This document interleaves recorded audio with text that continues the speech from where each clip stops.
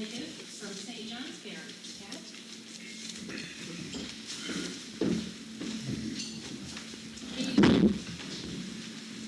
Thank you, Joan, and thank you, members of the Business and Professional Women's Club. I decided to run for the House because I am a concerned citizen. For the past 3 years, our legislature has been unable or unwilling to respond to citizens regarding property tax. We have been telling them we want relief from our overburdensome local property tax. Many solutions have been proposed, but they've been unable to cross the partisan line from both sides, I think, and work out a solution. I'm not here to tell you that I can produce the magic solution that each of you wants, but I can promise you that I will work hard. I can promise you to bring fresh ideas to the problem. I can promise you that one of my goals will be a balanced budget. I have made a chart, which you're not going to be able to see from there, but it shows the inequity in the property tax and educational funding system, and I will post it on the wall and hope that you all will take a look at it before you leave, and I'd be glad to discuss it with you. Secondly, I will demand that the Northeast Kingdom, St. Johnsbury in particular, be given the attention of state government and all its departments to address the need for economic development. A multifaceted approach, from transportation to tourism to industrial development. It is our time in the Northeast Kingdom. It's our turn. We have contributed our tax money to develop access roads to ski areas and other sections of the state. We have seen tax money go to recruiting IBM and Husky to Chittenden County. That's good for our state. We support that. We're happy they have grown. But now, it's our turn. If we build our economy with pride, we will have jobs that pay a living wage. We will have health care for all, and we will cut down the welfare rolls. We must work together, encouraging and helping local small business and future entrepreneurs, making sure we have an education system that attracts companies to locate here, and recreation opportunities, and an attitude that recommends us, and a town that looks like we care. We have to show ourselves to Montpelier this way, and we have to let them know what support we need. We have the basics, the people, the workforce, the outstanding attractions. We need a sense of community. We need the will to pull it all together. We need for the state agencies to develop a respect for us and to throw the weight of the state government behind us. Thank you for your attention.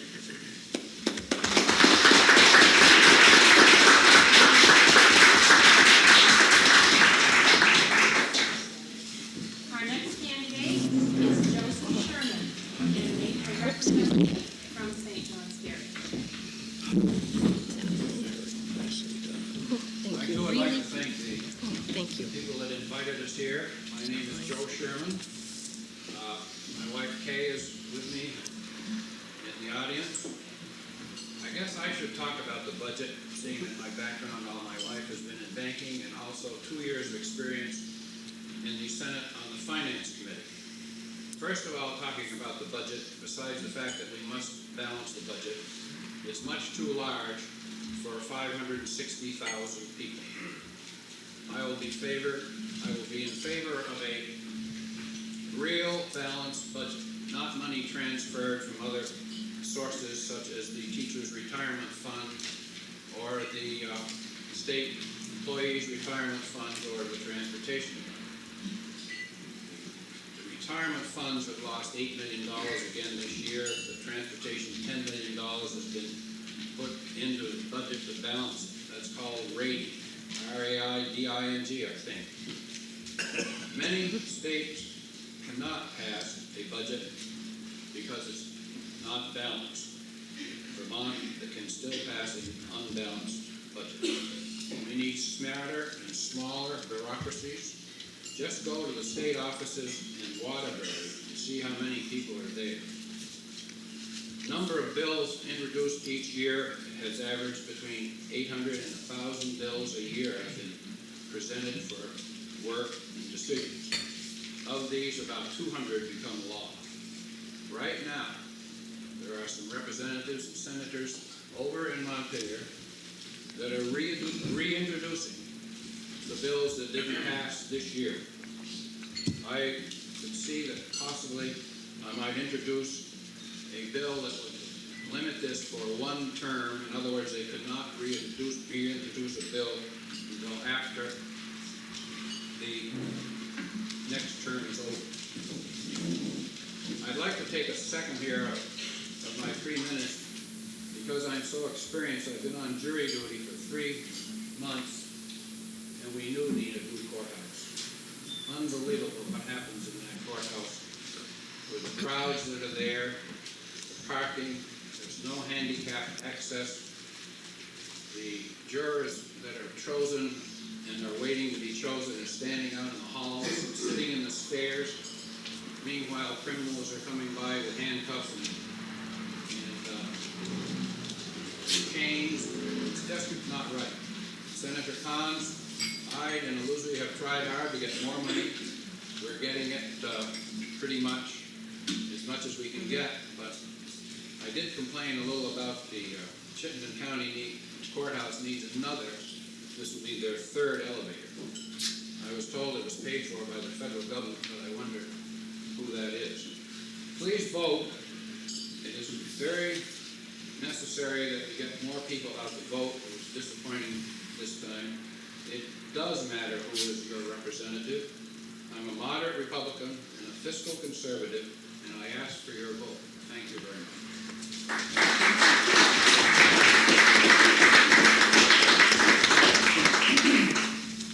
If there are any latecomers, if people came just for the program, there are chairs over here to sit down if anyone's out there. And our next speaker is Senator Rob Hines. Thank you very much, Joan. I also would like to thank the DPW for hosting this event tonight. And for those of you in the room who think that some of the candidates were feeling a lot of pressure over the time constraint, I also have my high school English teacher in the room, and so I'll be working very hard on my speech to make sure that I'm graded properly. A former Vermont governor said that Vermont is an interesting state. Vermont is a state that has champagne taste and can only afford a beer budget. I will tell you at the end of my remarks who that governor was, but I think it's something that we should keep in our minds. Pat also mentioned the history of the property tax and the fact that we've been unable to solve that problem over the last 3 years. I enjoy reading history, as I'm sure many of you do. And you can pick up legislative journals from the 30s or from the teens, or I even have one from the 1890s. And you go back and you see that an agrarian society was trying to deal with the inequities developed by the property tax system. So I think 3 years is probably fair to be critical of, but I think also we have to go back almost 100 years to realize that this is a problem that many legislators have tried to work with, and through the years have not come up with what anyone feels is a satisfactory solution.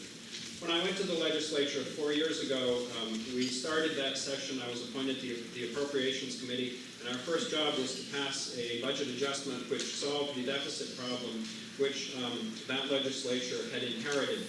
Through the late 80s, our incredible spending appetite greatly exceeded our ability as a state to produce the revenues necessary to sustain that spending line. Through the last 4 years, a number of very, very tough choices have been made, and I would compliment the administration, I would compliment the House, and also the Senate for making those choices. Were people satisfied? Absolutely not. Was I satisfied as an individual member of that committee? Absolutely not. But people made choices that needed to be made to keep things as fair as possible.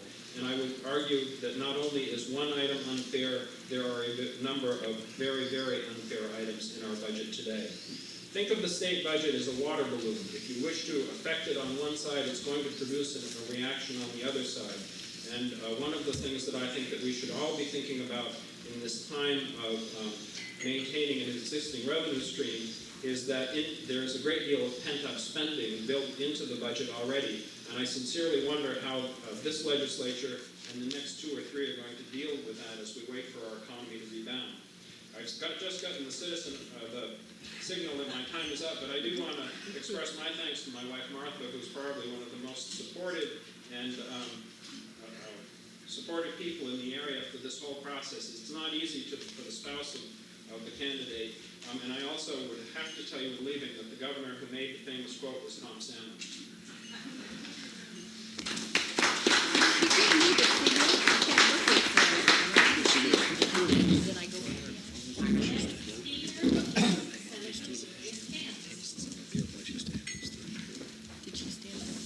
Thank you very much, John. And again, I'm going to express my thanks. I feel more comfortable with this group than I do some groups for one reason. We have a lot of groups that are asking us, don't cut our budget, what are you going to do for us? This is a group that understands economy. You understand what your income has to be, your overhead has to be, and you know that there are only a certain amount of dollars. And this is what we've been dealing with now. This is 4 years. And every time and every year that I've been there, there has been stress on the budget. We don't have enough money. The money didn't come in, or we overspent, so you have to make up the deficit. And what has happened as a result of that is that we've had to be the hard people. We've had to cut budget. We've had to cut off people. We've had to cut bodies off. We've had to cut agencies. So I would like to go in and find out that, wow, we've got a balanced budget and we didn't overspend, and the governor and the administration didn't tell us that we've got a $53 million hole in the budget that we've got to fill up. You want to know why we have a property tax problem? One of the reasons is quite obvious. We had to take $53 million and fill it for a hole that was left there for us to fill. This money could have gone to state aid to education. It could have gone many places. It could not do so. What have I done when I've been there? I brought money back home to the courthouse by fighting very hard even with the governor, and with the help of Senator Ide, Senator Luzzi, committee. I'm on the institutions committee. I fought very hard and brought money back that we would not have gotten. I've made arrangements so that if I'm not elected, believe it or not, there will still be funding for the East St. Johnsbury sewer. I had a commitment to come from the commissioner for that purpose, because I said if I don't get there, I want to make sure they help us, because that's $2 million is something we can't afford. I've also helped in getting some building done and some building purchases in Bradford. We did have that funding for those 13 homes, as you know, in East St. Johnsbury. I've helped to bring money home to Linden State College from the Institutions Committee, and helped, therefore, to supply jobs that we would not have had in this area, including finishing a library that would not have been finished because they found hazardous waste in the roof removal material. To let you know that I have the privilege, or not so good privilege, of having been vetoed by the governor twice, must mean that I'm doing something either wrong or right, whatever way you want to put it. But I tried to reduce regulations by getting rid of Act 200. I felt that the business community needed that. The governor vetoed me. I also have been trying very hard to save a waste hauler's job and 16 jobs that go with it right here in St. Johnsbury. The governor vetoed that at the 11th hour, so my time is up. I just want to tell you that I've been working in a great many areas, been trying very hard to bring home the bacon. I'll do it again if you let me. Thank you.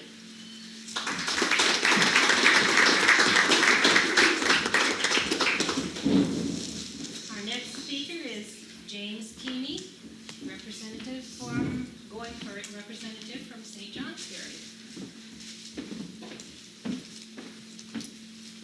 Thank you, gentlemen. Thank you all for allowing me to be here. I'm new to politics. I'm reminded when Al Barney likes to tell a story of in the old days when he was in the legislature, each town had a legislator that they sent a representative. And the poor towns used to often send those on dole, because that would save them the money. You see, they'd be up there in Montpelier. Now we seem to send people who are retired, like myself. I haven't gone yet, but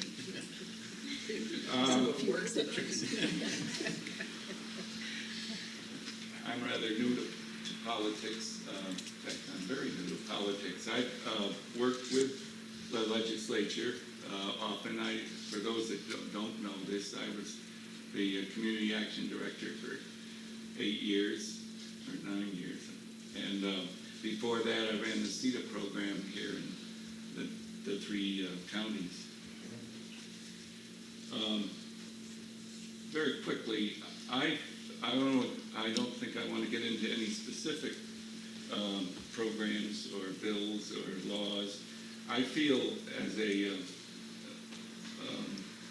that it would be important for any legislator coming from this area to judge his stand according to three criteria.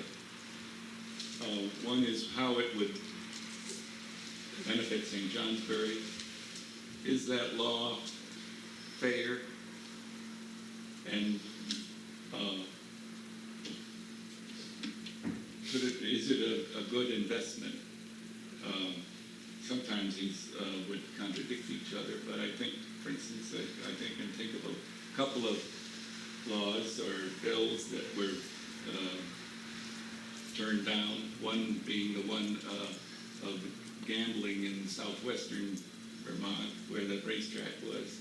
I think it wasn't any good for St. Johnsbury. It wasn't fair, and I don't think it would have been a good investment. I think another thing that bothers me is the sales tax. It doesn't benefit St. Johnsbury. It isn't fair. It's regressive, and it is not a good investment for this community. Thank you.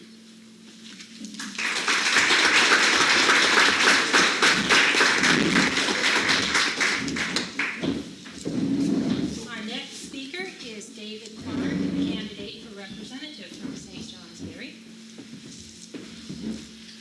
Thank you, Joan, and thank your group for allowing me to participate in the forum.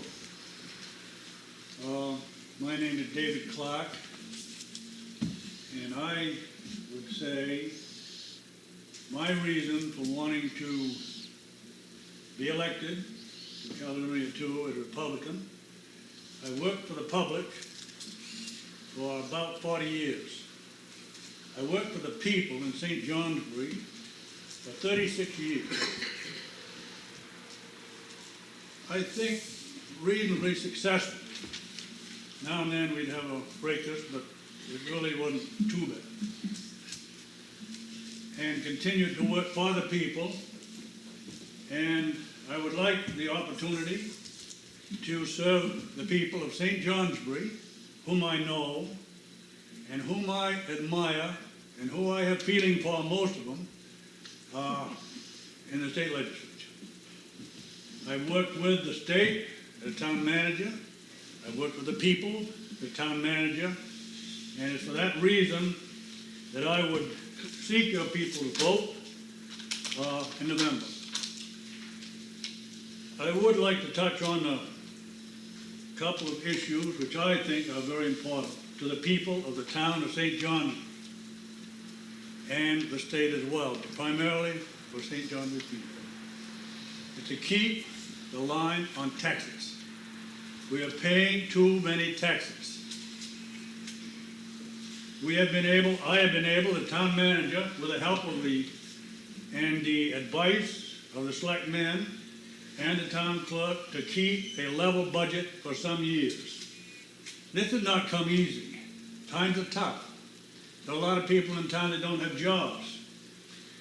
And we have been able to do that, and we have to lay off people, which is a very undesirable thing to do, but you do it, if you can get it through town meeting. And of course, there are pressure groups which make it nearly impossible to do. But we have been able to keep the line on the taxes in the town of St. Johnsbury. I say to you, I believe the money can be saved anywhere, some way, and anything you can save some money. And I would like a chance to take a crack at it in Montpelier. I will make no promises. I don't know anything about the issues except what I read. But I would like your vote, and I will make no promises except I will give you a good day's work for the dollar. I have in the past, and I will do no different in the future. Thank you very much.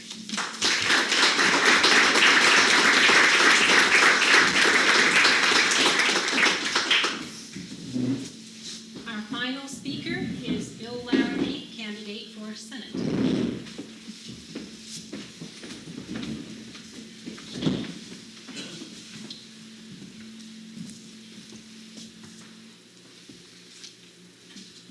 want you to know that in the Bible, when they talked about the last shall come first, they were talking about senatorial elections. Maybe I don't need to say anything else. It's all destined to be. It's all destined to happen. I'm Bill Laramie, and I'm running for the Senate seat, and hope, at least as much as one person can provide, to restore some respect for the Senate, which has pretty much been seen as a dysfunctional family, not directed at either party. I think we can restore that respect by working on issues that matter to the people of the Northeast Kingdom and to the state of Vermont. What I'd like to do is just review quickly 4 of those issues. You've heard about some of them. The first one has to do with the tax structure that we have in Vermont. We've heard of it as property tax. That's a lot of the problem. But I think when we talk about property tax, we have to talk about the whole tax structure and see what serves the state best. When we talk about property tax and education, my emphasis is really on the children in terms of this formula. We can talk about the money saved, but really what speaks to my heart are the kids that are not being served in an appropriate way throughout this state. The second issue has to do with health care. I don't think the health care issue is done, contrary to what we may read in the paper in terms of how all these groups have joined together and they're going to provide us with all these wonderful services. The fact is the jury's still out in terms of managed care. We need to make sure that patients are protected with reasonable rights of appeal. We need to make sure that they have adequate information. We need to make sure that lay people are judging these providers to assure that we have affordable and accessible health care, especially for the working poor. The third issue has to do with reducing what I think is an unproductive and unnecessary divide between acts like 250 and job promotion and small business development. I think some of that data has been misrepresented. I think we've turned against some laws that have actually served us well. It doesn't mean they can't be changed, but I think we have to be clear on the facts and why we live in Vermont and how those laws have spoken to us in the 25 more years that some of them have existed. Finally, I'd like to try to reverse the crisis in confidence in public education. I think public education has been beat up too much. It's time that we talk about some of the good that's being done in schools, the excellent teachers that are serving our children, the fine accomplishments that our kids are making. And I'd like to use the senatorial position as a bully pulpit to say public education is important to democracy, it's serving our needs, it sure has problems, but let's not run from it, let's fix it. So I'd appreciate your support to be in the Senate, to work on issues, again, that I think matter to Vermont and to the Northeast Kingdom. Thank you.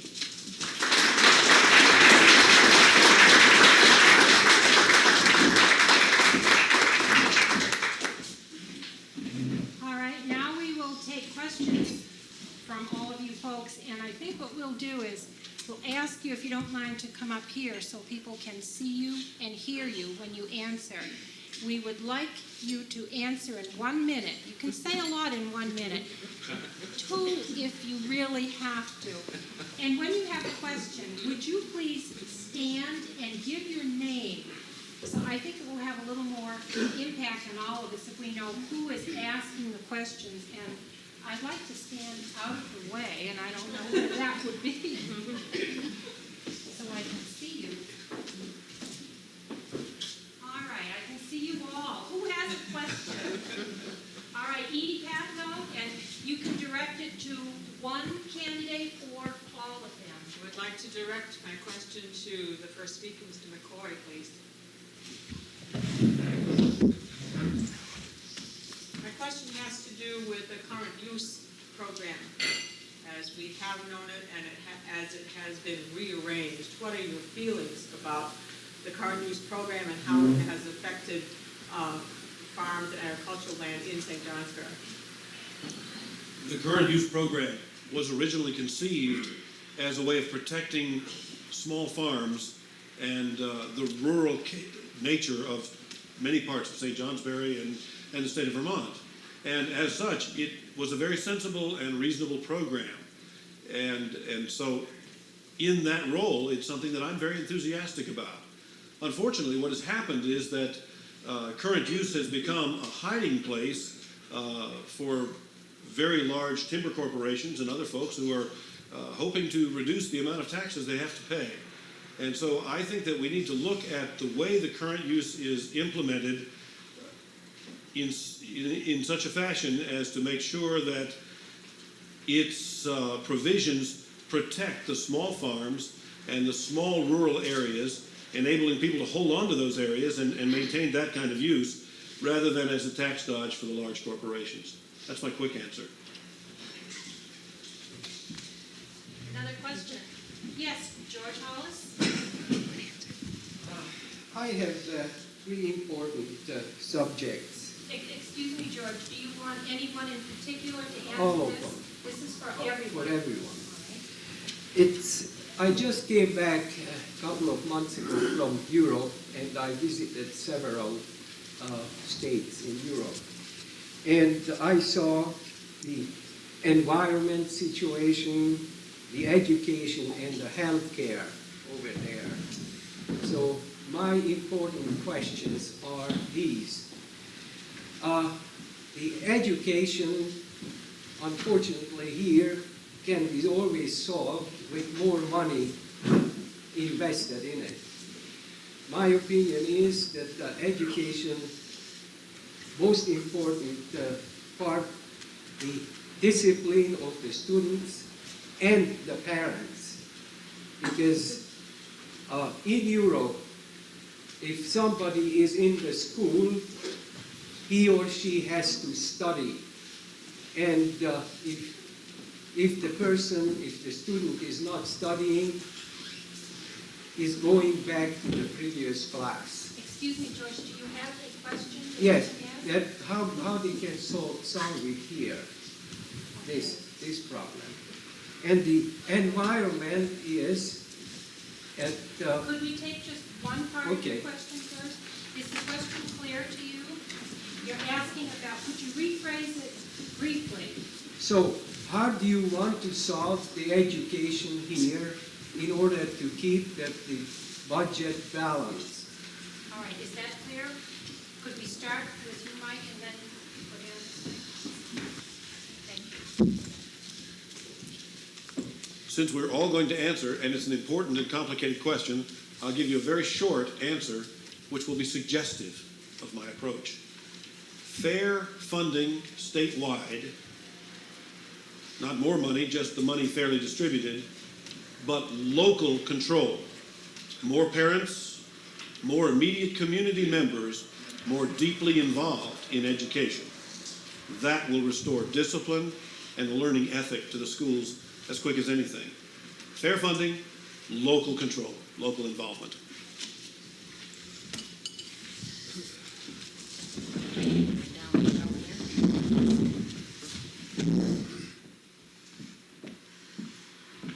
Now, Mike has said it very succinctly, I think, fair funding and local control.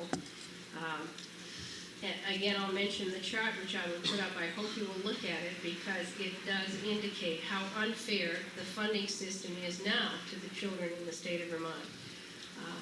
I think we need to look at improving education all the time. I think the State Department, under its new leadership, will make some giant strides. I think they've been working towards standards, which we will see.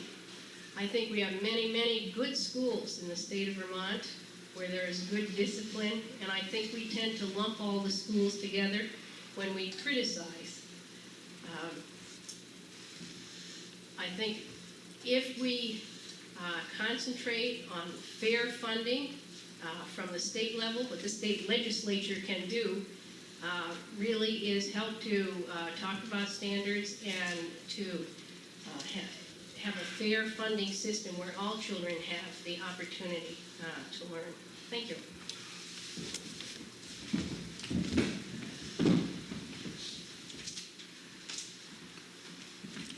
Needless to say, education is one of the major problems. There are about 105,000 kids in school. Very difficult to find out how we could finance them and make it even. I'm not sure that in the last 4 years, when we had the chairman of the Education Committee in the House, right here from St. Johnsbury, and his his answer to this question, I think, would be, we haven't got it figured out totally yet, and we're gonna have to work on it in the next session.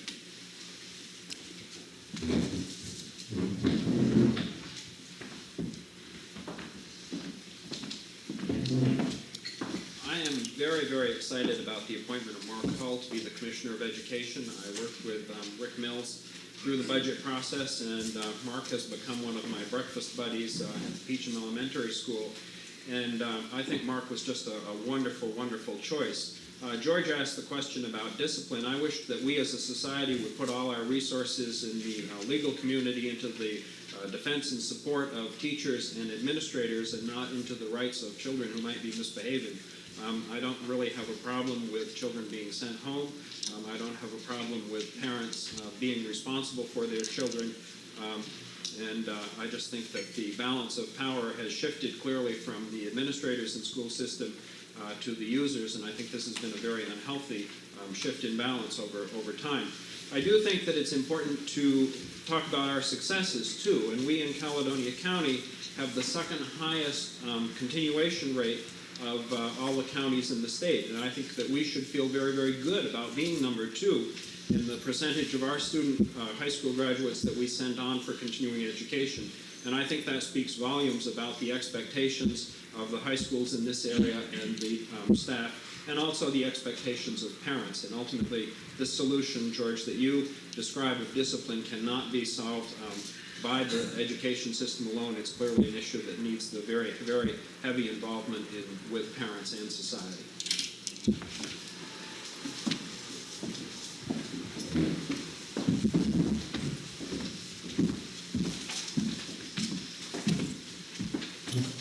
George, you had I think it had several questions all wrapped up in one. Very difficult to answer and respond to the singular one, but I think the ones that were before me did respond somewhat. I have thought myself that probably some of our answers should not come out of the courts. They should be something that we empower the teachers in the schools more to tend to the business as opposed to everything going to court and being sued. I don't believe in Europe they allow that so much. They have a little better discipline. That's where our problem was. We're not allowed to discipline our children anymore. And instead of washing their mouth out with soap, I guess we'd go to court if we tried it. This was what I done, and I had pretty good discipline and control of my children. I also feel that we're too torn up over social attitudes, and we're not teaching enough what they really need, the technical work, to go out into the world and earn a living. We get ourselves wrapped up with the ideas that things are politically correct. I've never understood that term, but I understand that that's what we have to worry about in schools now. So if we stick to teaching our children more and allow our parents and the teachers, empower them more for better discipline and keep some of the things out of the courts that shouldn't be there, I think we've answered the part of our problem. And of course, funding is terribly important. We've got to be able to fund it, and we're working on that issue now. We're having trouble. We don't have money. Thank you.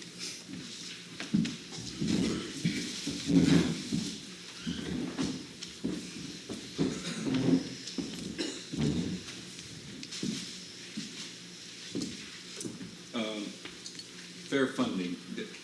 Dinah and I went to Oregon for 3 years, and the first question asked in Oregon was, what are they doing in Vermont to deal with this problem of fair funding and taxation?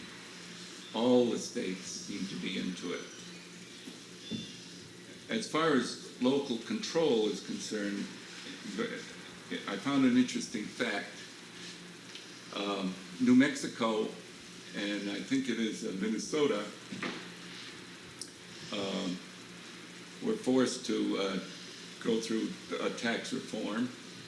And in doing so, what they did was they did away with all the laws and regulations and gave lump funding to these towns and these school districts.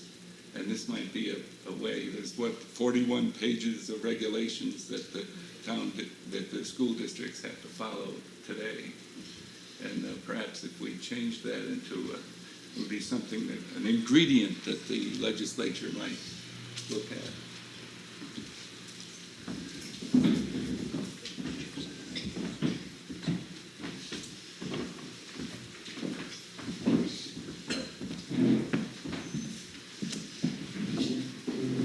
George, I don't know what they do in Europe, and I don't know the criteria that you use there to put against the criteria we have in the state of Vermont.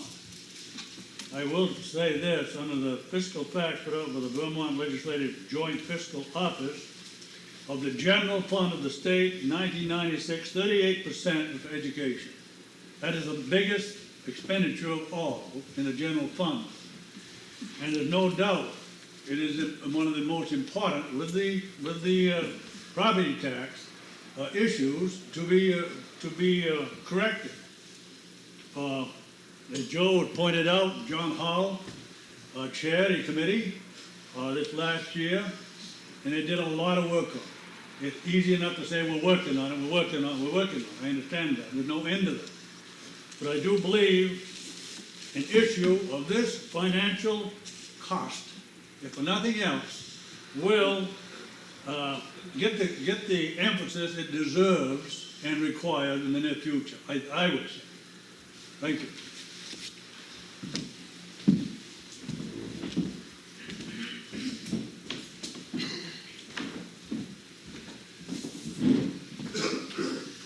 Quite a challenge going last. I've been in education all my professional life, and I can't say that I've found the model yet that provides the best answer. But let me just give you 5 things that come to mind in terms of what I think would make for better education. And I want to begin by saying I don't think it's necessarily money. Or said differently, I don't think we need more money in the short term to make education better. We need to collect money and distribute it differently to make education better. But there are other things we can do beyond money that would help with, I think, some of your concerns. One is establishing some level of accountability for students. Now, people talk about standardized tests or whatever. To me, the important thing in accountability is not to measure how we compare with Japan or whatever, but rather, what do we know about how kids learn, and how do we use those standards of accountability to help them learn better or to help us be better teachers? When we can do that well, education will improve. That's one thing. The second thing is more parental involvement. Again, that's been stated by many others. But clearly, the informed parent, the parent who participates in education, more often has the child who's more committed to education as well. We know that a mother who's literate and a mother who's involved in education is the most important part of a child's success in education. The third thing is to connect education to the lives of kids. When we can start making education more relevant than it is now, to kids' communities, to their families, to the world of work, we're going to do a better job of teaching them. The fourth point is education, public education needs the help of churches and needs the help of civic organizations like this. We can't leave public education hanging out there and expect them to solve all the problems that they've been handed. And the fifth point is that we shouldn't deny the fact that a lot of the problem children in school are the result of poverty, the result of illiteracy, the result of child abuse. Not all the kids by any means, but we can't deny the fact that there's a relationship there, which means we want to help schools, we have to help families, we have to deal with literacy, we have to help the mothers, we have to help the higher education system as well so that we can continue to create a more educated populace, which hopefully will have an impact on how children learn. It's a long answer, I'm sorry, but those are the 5 things that came to mind. So that's the benefit of going last. I can think a little bit more about it. George, in the interest of giving other people a chance to ask questions, would you mind if you do? Okay. Anybody else have a question? Amy Broderick? Addressed to? Senator I. All right.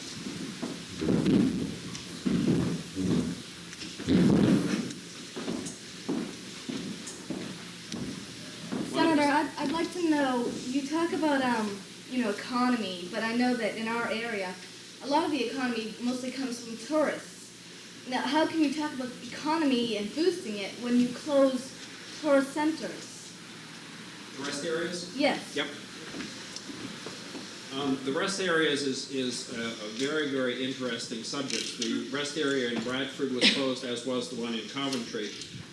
The state of Vermont, in trying to balance its budget, was picking some priorities. The rest areas, if you all knew how incredibly unsafe they were, you might not feel that they were such a tourist attraction.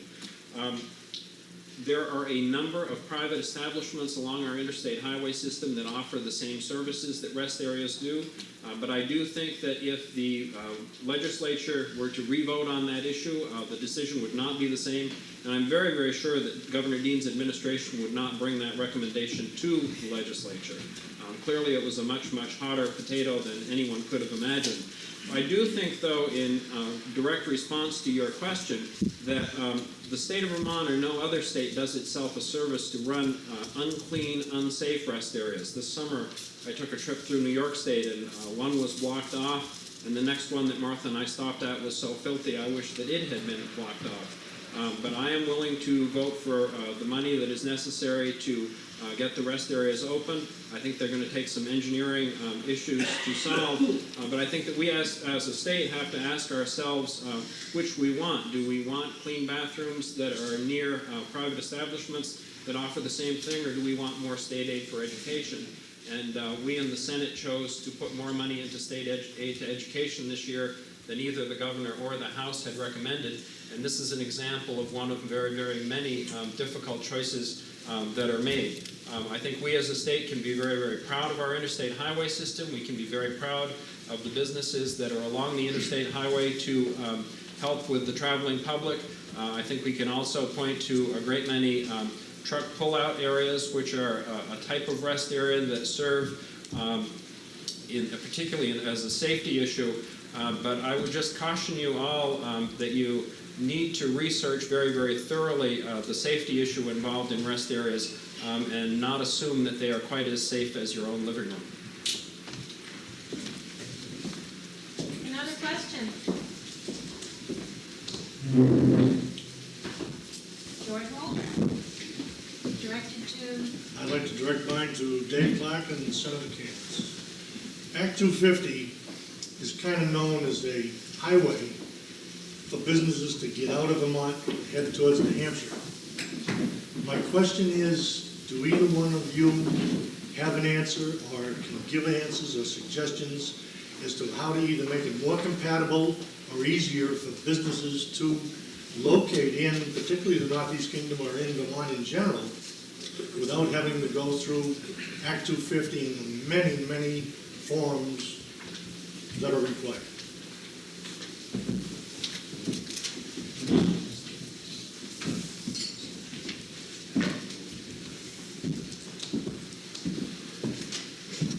I'll take a crack at it, George.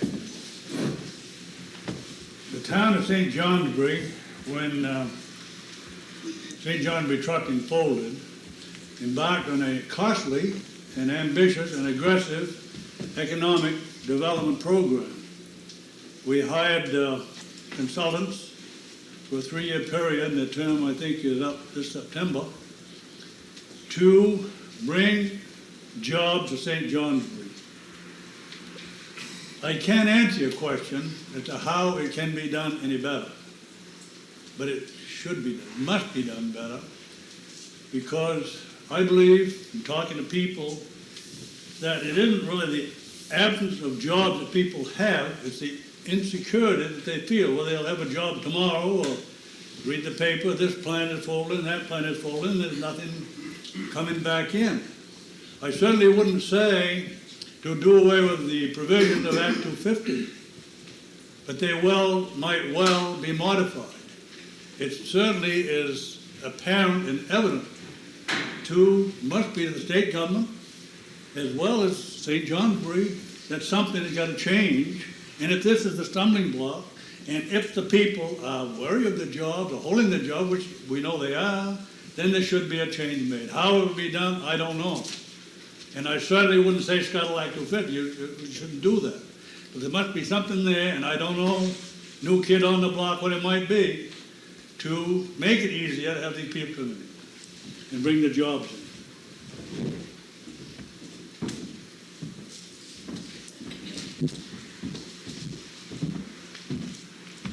George, I'm kind of glad you asked that question, because I've been struggling with that issue with the administration and the legislature over it. And I'll tell you how. First of all, I introduced a bill last session to do away with any mandates coming from federal or state without the money. This is one of the problems. We are constantly getting mandates. We're told how to do something, but no money. The bill died in committee. It never got out of committee because obviously people just didn't want to go along with a program that required funding from the state. There was no money in the state, but I just wanted to stop the mandates. This is what I heard against. When CNS were not allowed to expand, and now have left the state for the most part, when George Pratt left the state, many generations of Vermonter, and took his oil business over in New Hampshire, and now Upper Valley News has gone, and some of the problem has been also rules and regulations, then what you do is you try to get away and do away with some of these regulations. And that's been what I've been trying to do for going on 4 years now. Act 200 is a good example. That's an outgrowth, or I should say, salt in the wound of Act 200. Can we protect our environment, and can we do it and still succeed? Yes, we can, but we've got to soften the blow so that people can come here without going through 2 years of litigation, and that's what Act 250 has been causing us. This is something, as I said before, I have tried very hard. I've introduced legislation on separate occasions, and of course the governor vetoed me. But this was one of the purposes, and the sole purpose actually, of trying to do away with overregulation. Another thing that we have as a problem, George, that I've been working on is state agencies and their attitudes. And I think they hate to see me walk in the room now. What I've asked of them is a report card, the same as you get in a motel or a hotel. I want when they hand out an application to people to be able to write down on this card, were you courteous? Did you treat us properly in that respect as citizens? Were you prompt? In other words, turn that back in with the application in the voice of the people. And the people can then say, are the agencies doing their job? And of course, they fight me bitterly over something like that. You mean be responsive to the public? No. This is another way that we can do it, however, because we invite outside companies to come in when we are doing these things and buy the agencies, and we lessen the blow and we don't drag out the process. Yes, there is a cure. But is it doable? Not unless I can get support. Thank you. Any other questions? Yes, Bruce, correct? For any particular person? I'd just like to address them all, and that is, for years, the state of Vermont has been trying to build a reputation of being anti-business. They have gradually succeeded in doing so, and that's one of the reasons why you don't see business coming to the doors anymore, because this is an anti-business state, and it starts from the top and it works right straight down over to Montpelier, and whoever you talk to over there, you've got to work through their chain at their time, and most people can go right over across the river and find somebody who is a little more gracious and will say, can we help you? And can we help you get your plan underway? This does not happen in the state of Vermont. Until the state of Vermont changes that position, we're going to still be losing business to everywhere. You can go to Chittenden County and get in, but you can't come into the Northeast Kingdom. And you can't go into anywhere else in the state of Vermont. Bruce, did you have a question? Yeah, I would just like to know how they're going to turn these people around and get these people so that when you talk to somebody over there, they're going to be working for you and not trying to tell you to leave. Would you like to respond to that? Bruce, I agree with you in some points, but there is a lot of regulation. I agreed with Dave Clark when he said we aren't going to disband Act 250. Act 250 has been improved tremendously since we have John Ewing as its chairman. However, I go back to the Valley News that moved into New Hampshire from Bradford. When I hear the guy say that when he got to New Hampshire, they talk about getting your business organized and all the forms and rules and regulation in days, and in Vermont they talk about months. We've got to get over this problem of delay, delay, delay. And where I think, and I'm positive that Act 250 committee is much better now, and we're gradually working it out. I think everybody on this stand would say that we'd like to straighten out Act 250. We need new businesses in this area. I was impressed you said Chittenden County can do it. Well, Husky isn't through yet. They may not be through yet, but at least they get the door open. It isn't open. They haven't gone through the Act 250 permit. I hope it goes through. I hope we have a Canadian company right up here that's going to go through here very shortly, we hope. And it's going to take a little prompt, polite talking to do it.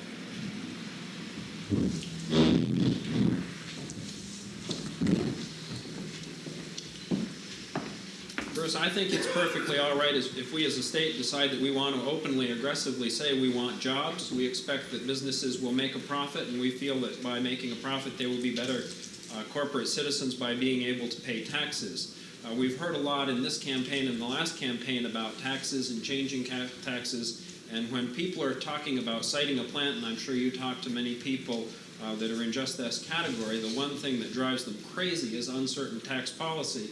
And yet we in Vermont think that every 2 years we should talk about a drastic reform of our taxes. Art Buchwald once said that Art Buchwald said tax reform is when we stop taxing the things that you're used to and start taxing the things you never thought we could imagine. And I think that a consistent tax code would do a great deal towards helping us. And I also would point to the attitudes of people. Through the Transportation Committee, one of the departments that I've worked with over the last 2 years is the Department of Motor Vehicles. And we have a commissioner at Motor Vehicles now who I think has done just a fabulous job realizing that this is a primary interaction with the consuming public and their state government. And Pat McDonald has done everything imaginable to make her department user-friendly. You can now get a lot of services that were just unattainable 4 years ago and certainly 2 years ago. And I just point to that as a Transportation Committee that's worked hand in hand with the commissioner to develop an attitudinal change, and I think it is possible when a legislature says very firmly that this is something that we expect, and the commissioner is determined to produce it and has the support of the administration. I think this is possible in the environmental area and in the business community as well, but I think clearly we as a society have to say we want and we expect and we need jobs.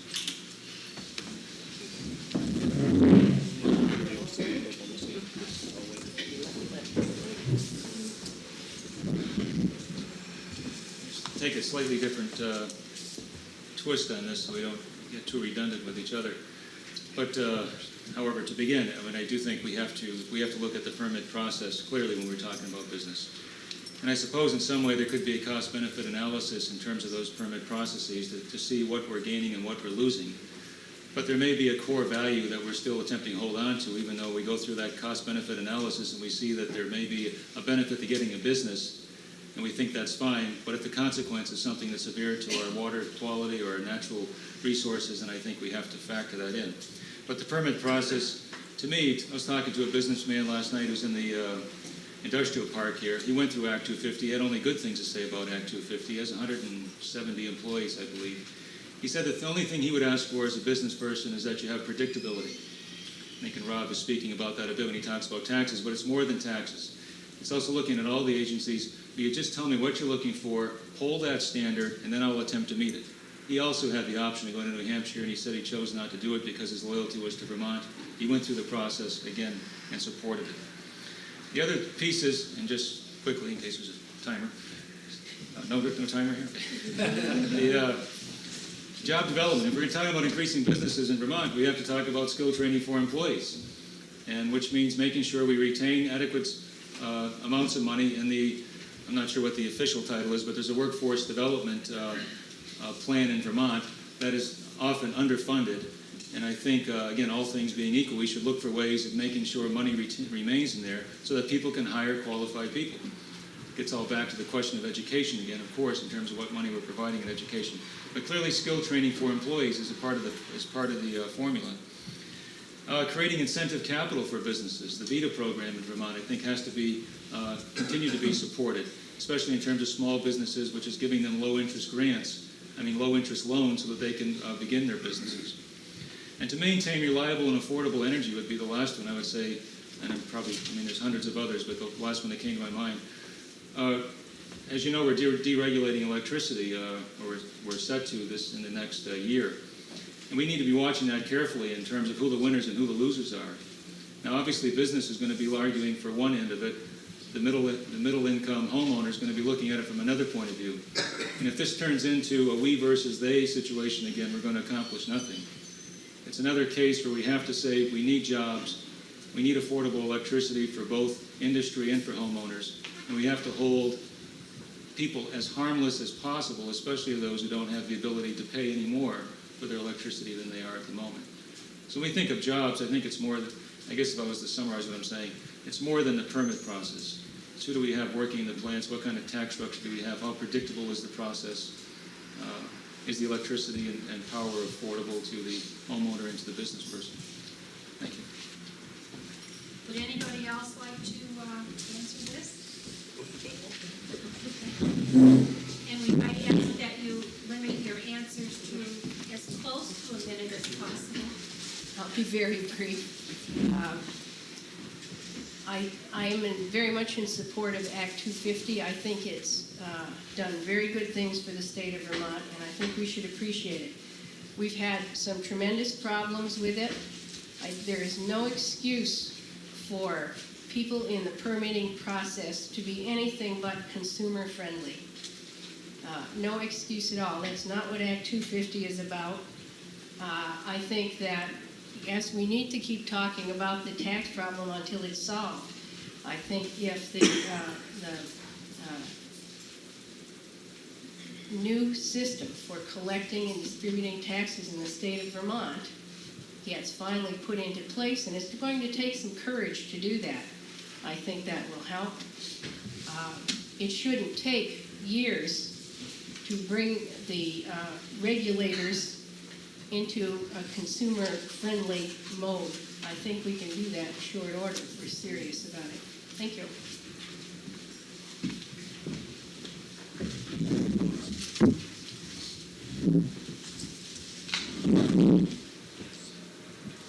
I don't think the question is really about Act 250, although I'd be happy to talk about that another time or with another question.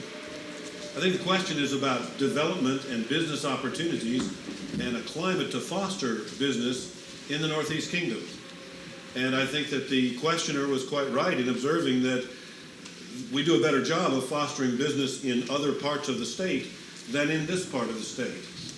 It seems to me that the answer to that is fairly straightforward and simple.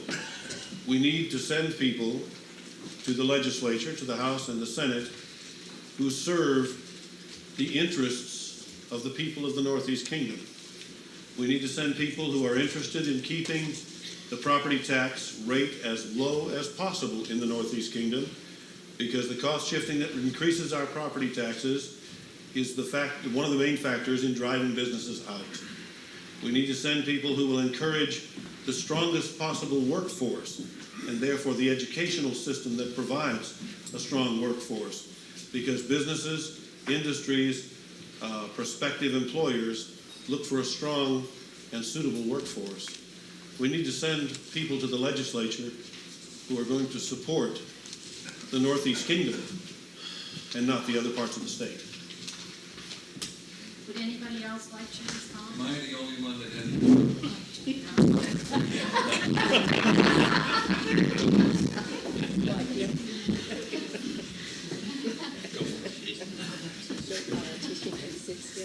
I just want to say one thing that hadn't been said, and that is that in terms of in sitting through all the times we went together to try to get a budget through for the school, time and time again people got up and talked about the need to have good schools, to have schools where the teachers don't have to buy the supplies. Well, that's ridiculous.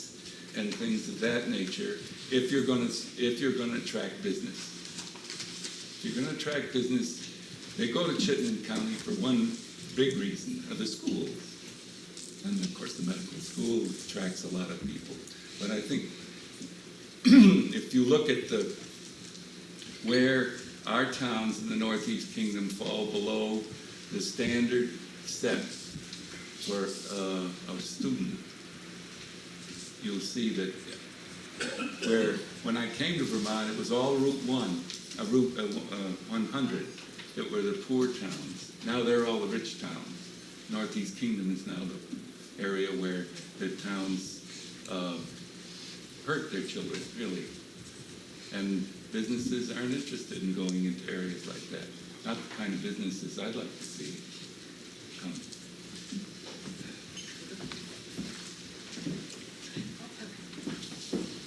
We have one last question. For Senator I'm gonna say, I like sir. Why does the state bother with a ridiculously low reimbursement percentage for the schools when they're mandating as if they're fully funding it? Why is that? Is your It's question about- 18% state aid to education now, or? I'm not sure I understand your question. The state has a lot of rules and regulations, as if they stick out this stuff as if they're fully funding education, which they're not. Do you see the percentage coming up, or the rules being torn down? I see both of, I see You know what both, I mean? I see both those things happening. I think there is renewed interest in looking at edicts from Montpelier and from Washington, which have not proven to affect the quality of education, but have significantly driven the cost.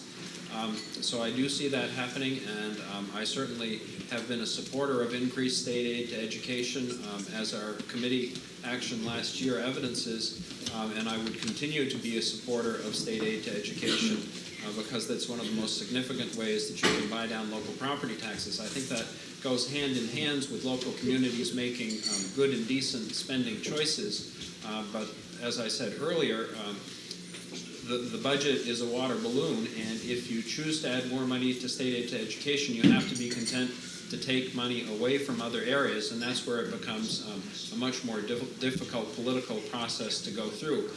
But I'm hopeful that over time we can continue to make progress in that regard. Clearly there's an enormous way to go to do that.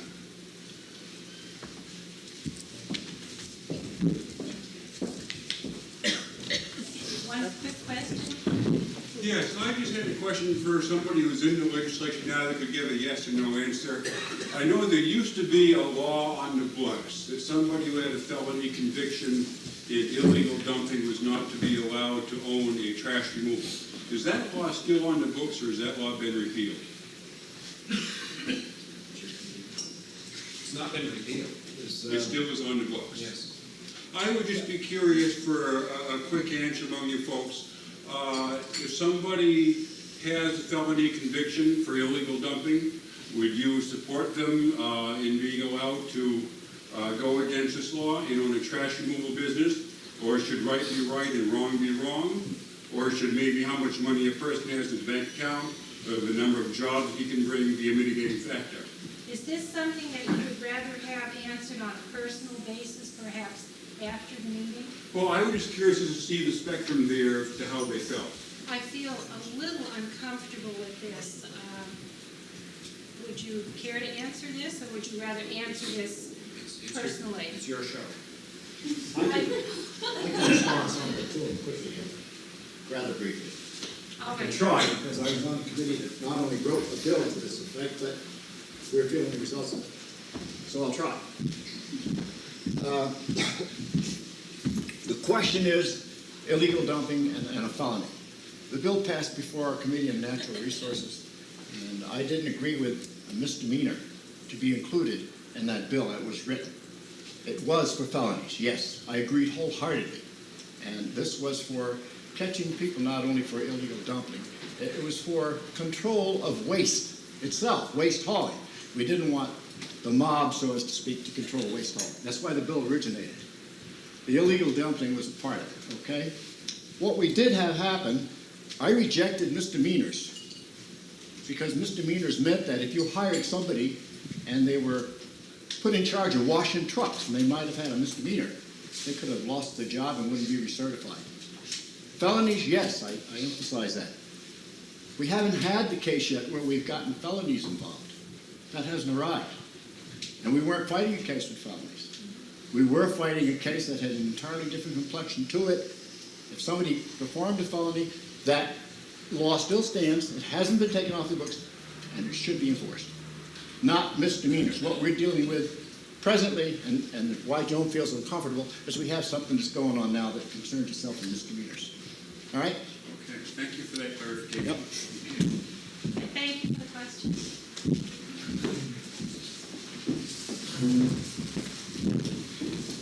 The questions have been wonderful, and I have thoroughly enjoyed the answers. I've learned a lot tonight, and we could go on for a lot longer, but I would like to ask each panel member to summarize, just give a summary of perhaps what you feel you can bring to your elected office. And we'll start at this end and work our way out. And after that, we will have our 50-50 drawing, but I'm going to win it tonight, so.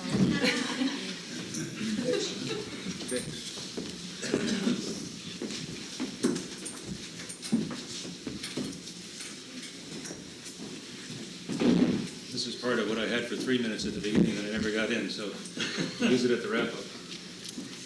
My whole professional life has really been involved, as I said earlier, in education, providing opportunity for kids and for adults, hopefully in a way that would allow them to enrich their lives. As a senator, I see the same calling, to do my share to assure that Vermont is a world that our children and our children's children will find long after we're gone is a just place, is a clean place, is a caring place, is a respectful place. And I want to do that by approaching problems in a civil manner, by demonstrating that by lowering our voices and raising our expectations, by acting on principle and conviction rather than uncompromising party loyalty, that we can do good work as senators, as legislators, as a government. I hope that you will give me that chance to address issues that matter in ways that maintain fiscal stability while showing care and concern for others, for our environment. The solutions are there. We simply need the will, the courage, and the determination to act. Thank you.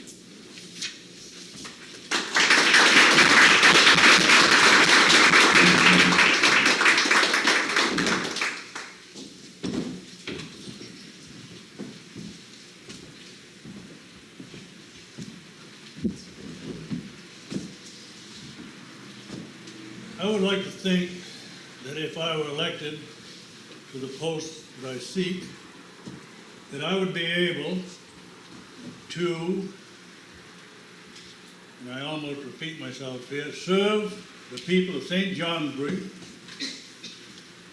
in a manner honorable, effective, efficient,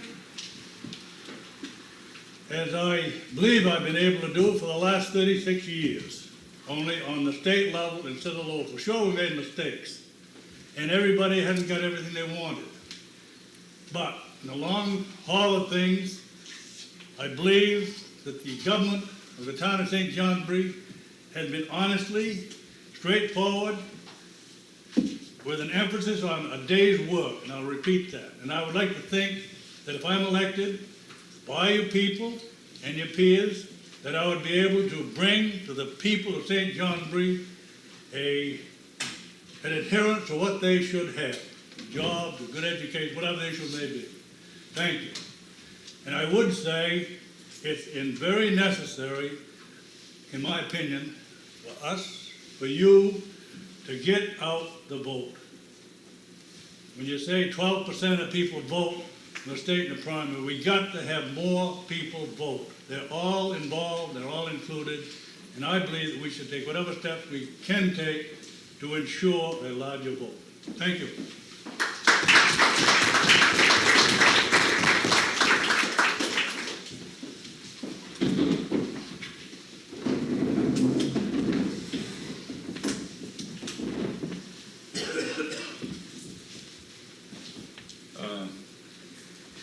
The one thing I didn't say in the first 3 minutes that I should have said is that the one experience I've had that probably as much as or more than anybody here is I'm running a nonprofit agency, working with all the bureaucracies that everybody's nailed to the wall tonight.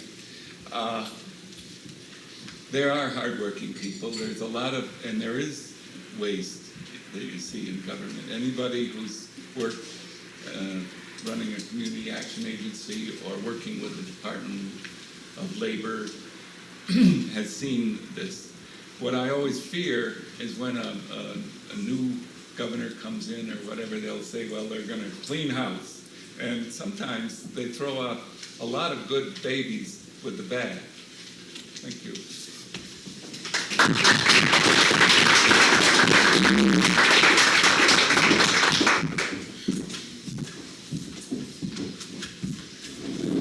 It's been often said that the process of democracy is agonizing and painful and all those sort of adjectives. But one of the things we do know that it is a terrible process. When you go into committees and you find people that have automatically decided to be against you, and they've automatically decided an issue, and after you hear all the testimony, sometimes you find yourself on the reverse side of the issue. So it's quite a process, and the committee process produces camels. You know, the camel must have been invented by a committee, because that's what happens. And in the end, when 180 people come out and they decide an issue, comes the end of the legislative term, what happens? They can't agree, goes into a conference committee, and these are the few people that will make the final decision. We almost have to agree to that process. But we don't know of another process. And I have lost several pieces of good legislation that I knew were going to help my constituency, were going to help the state of Vermont. But I have to accept the final word of the conference committee, or whatever they say, as to be the result of all the effort, and that's the best decision, which makes me think I'm not as smart as all of them, but by the same token, that I have to be a little bit on my toes so that I can force my argument over. Most of the bills that I submitted have been bipartisan. I haven't had the great thumper of saying that this has got to be Republican, this has got to be Democrat. And I've had a lot of support in both. Anytime you can get every committee through every House and through every Senate committee to agree with you on something, the only thing I had the misfortune to have the governor disagree. So I say to you, I'll give you the same type of reaction, and I'll give you the same support, irregardless of party, and I am a Republican, and I will try to get you the best legislation that is the best for everybody involved, but I have to accept the will of the legislature in the final analysis. Thank you.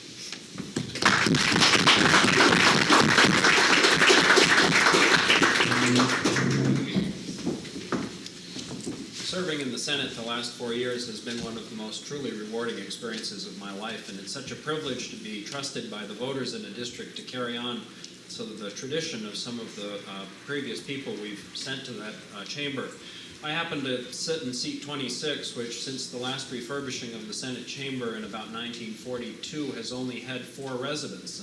George Morse from Danville, Gerald Morse from Groton, Joe Sherman from St. Johnsbury, and then I've been there the last 4 years. And I never walk into the Capitol building, but I don't say to myself, you need to be sure that you leave this place a better place for your children and grandchildren than the place you walked into this morning. And I ask myself that question over and over to be sure that I'm constantly thinking in that direction. The Senate is an incredible institution. It's a very historic institution, and I must admit that I am constantly in awe in the what I think is generally professional behavior that I see. A great many times you read in the press about demeanor that is not complimentary to the Senate or members of the Senate, but I can tell you that that is an incredible minority of the numbers of minutes that we are in session. I think about my own work. I don't think there's anyone on either side of the aisle that would ever question the fact that I had sold out on an issue, that I had lost my dignity, that I had lost my temper, or that I in any way had embarrassed the state of Vermont or the residents of this district. And I certainly would pledge to you to work in that vein again. I point to my accomplishments and the leadership positions that I've been able to hold in 4 short years, culminating this year with after Barbara Snelling's illness when Steve Webster, the president pro tem, needed to appoint an interim presider. He chose me for that role, which was one of the greatest compliments that it was possible to bestow upon me in that chamber. So I would pledge to you that I would continue to approach each day with an open mind, with good ears, with the ability to question and to reason, and also the underlying faith that I would never do anything to embarrass this district or the state of Vermont. Thanks very much for coming tonight.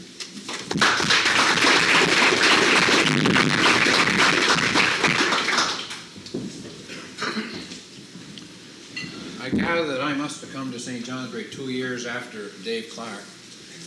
I've been here 34 years. I've been involved in finance, I've been involved in banking, I've been involved in environmental protection, I've been involved in economic growth. I have been very active in helping new businesses come to St. Johnsbury. I could not count how many people have a house in this town that I didn't help some way to get the house, some way to get the industry in here, so they needed a house. I was in the Senate for 2 terms. I had a medical problem, which has been taken care of, and I'm healthy and well again. There were 2 empty seats available in St. Johnsbury, and I want to continue to help the people in St. Johnsbury, as I've done for 34 years. I would appreciate your vote. I'd like to go back to Montpelier. The drive back and forth doesn't hurt me a bit. And it's not a bad place to be. It's really an interesting, as I agree with Rob, it's an interesting place to be. I'd like to be there again, so please get out and vote. We need all the voters we can get. It was very disappointing when only less than 500 people voted in the primary in St. Johnsbury. Lowest it's ever been. So let's all of us get out and vote, no matter what party we vote for. And I'll be one of the ones that I hope that you will choose. Thank you very much.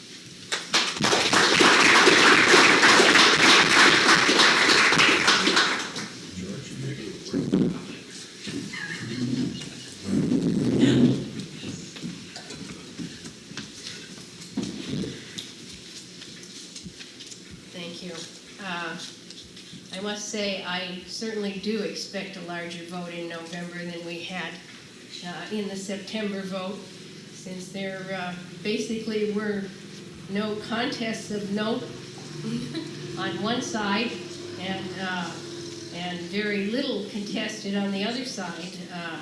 I think people stayed home not because they didn't see the need to exercise their citizenship, but just because there wasn't any need to vote on that day. I'd like to go to Montpelier temporarily to bring a new perspective. I'd like to bring some fresh ideas. I think it's obvious I'm the only candidate who can bring a woman's viewpoint for a change to Montpelier from the Northeast Kingdom. I have a lot of experience working with people to solve problems. I have a great respect for all people and a comfort level with all people. Low-income people, working people, business people. I'd like to represent all of St. Johnsbury. I do believe that St. Johnsbury can grow and prosper. I think it needs a lot of work, but I would like to exert some of the leadership to bring some of the changes that are needed. I'm willing to go to Montpelier with an open mind. I don't think that anyone who goes into a kind of negotiating situation where they say before they go in what their stand is and it won't change really means to go in and negotiate, and I don't think that we can break the gridlock and make the changes we need unless we go ready to negotiate. I ask you to have the courage to try something new. I would represent you with humility and dignity. Thank you.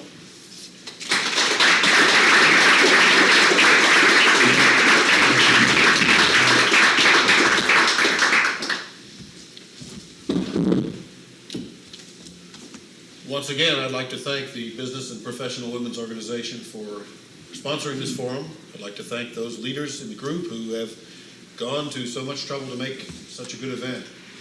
I'd like to thank my respected colleagues among the candidates. We've all been pretty nice to one another this evening. I guess that's okay. We've talked about issues and not people, and that's one of the things that makes me proud to be a part of a group of politicians. You don't know what a dangerous moment this is. I was a minister for a long time, and I should get 25 minutes for this sermon. I was a college professor for a long time, and I should get to roll up my sleeves and get an hour. But since I'm being urged straight towards the benediction, I'll try to move quickly in that direction, and I'll say to you simply this. If you are pleased with what has been happening in your legislature in Montpelier, then you see before you the people that you probably ought to vote for. If you have some reservations about what's been happening there, then I would ask you to at least consider some of the things that I'm saying. I ask for your support, but I assure you that you cannot make a bad choice. Some choices are better than others. Some of us will do a better job than others. But everyone here will try to do well by you. I hope that you'll think of me. Thank you.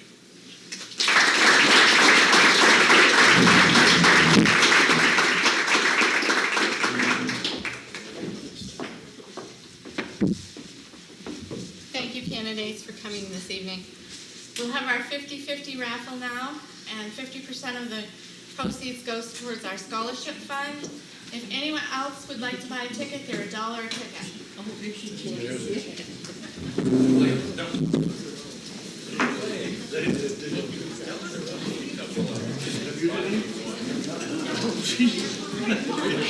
Also, if there's anyone here that isn't a registered voter who would like to be one, we can do it here today. Well, we're just adding to the five. She's over.